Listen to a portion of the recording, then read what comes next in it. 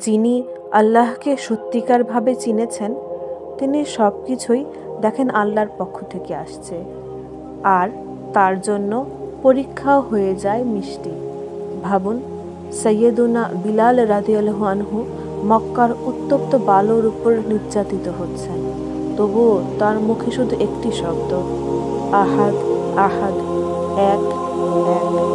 যত বেশি কষ্ট দিত ততই তার প্রেম মিষ্টি হয়ে উঠত। আরেকজন ধার্মিক ইমাম মৃত্যুর আগে তীব্র যন্ত্রণায় বলেছিলেন, হে আল্লাহ, তুমি যত কষ্টই দাও, তুমি জানো আমার হৃদয় তোমাকেই ভালোবাসে।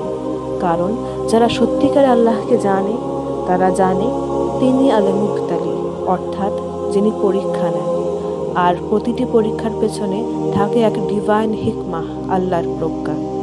এমন হৃদয়ের জন্য কষ্টও হয়ে যায় শান্তি, আর প্রতিটি পরীক্ষা হয়ে যায় ভালোবাসার দরজা।